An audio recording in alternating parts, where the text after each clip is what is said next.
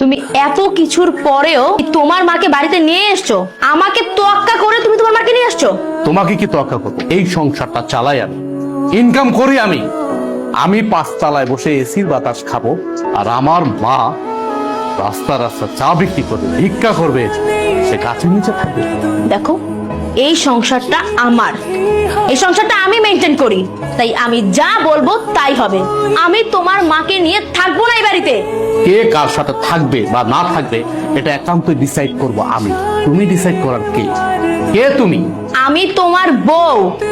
এই বাড়িটা আমার, আর এই সংসারটাও আমার। এই সংসারের সব দায়িত্ব আমি পালন করি, তুমি তো তেমন কিছুই করো না। সো আমি এই সংসারে যে ডিসিশন দিব সেটাই ফাইনাল। আর তোমার মা তোমার ছোট ভাই ঘরে টিকতে পারেনি, আমার ঘরে কেন টিকবে? হ্যাঁ, তোমার কি মনে হয় যে উনি অত ভালো একটা মেয়ের সাথে টিকতে পারলো না, আমার সাথে টিকতে পারবে? কখনোই না। আমি তোমার মাকে নিয়ে এই এক ছাদের নিচে কোনো দিনও থাকবো না। এখনো সময় আছে, তোমার মাকে বের করো। বাহ, এই বাড়ি তোমার কথা মতো চলবে। এই বাড়ি আমার, আমি আমার টাকায় কিনেছি, পরিশ্রমের টাকা দিয়ে কিনেছি। আর চাকরিটা করতেছি পরিশ্রম করে, কিন্তু চাকরি করে টাকা উপার্জন করে। হ্যাঁ, মানলাম তোমার বাবা আমাকে চাকরি দিয়েছে, সে অনেক সহযোগিতা করছে, আমি প্রয়োজনে তার টাকা দিয়ে দেবো। কিন্তু তুমি কোনো কথা বলবা না আমার মার বিষয়ে। আমি বাইচা থাকতে তোমার মা এই বাড়িতে থাকতে পারবে না। আপনার মেয়ে আমার মাকে এই বাড়ি থেকে বের হয়ে যেতে, আমার মাকে সে সহ্যই করতে পারতেছে না। আপনি জিজ্ঞেস করেন কেন আমার মাকে সে সহ্য করতে পারতেছে না? আমার মা গরিব, এই জন্য। আমার হাজবেন্ডের অবস্থা দেখছো? ওর এই ফকিন্নি মাকে বাড়িতে নিয়ে আসছে। আমি তো বিয়ের শুরুতেই বাড়ি থেকে ওনাকে বের করে দিয়েছিলাম, কারণ ওনার সাথে আমি কিভাবে সমাজে চলবো বলো তো? আমার মেয়ে যা বলেছে ঠিকই বলেছে। তোমার মায়ের বেশ পোশাক দেখেছো কি নোংরা? তোমার মা আমার মেয়ের সাথে মানিয়ে চলতে পারে। আরে তোমাকে আমার মেয়ে ভালো ব্যক্তি বিয়ে করেছে, সেই জন্য গ্রাম থেকে তুলে নিয়ে এসে আমি তোমাকে চাকরি দিয়ে প্রতিষ্ঠিত করেছি। তাই বলে তোমার এই গায়া মাকে আমার মেয়ের বাড়িতে নিয়ে আসবা?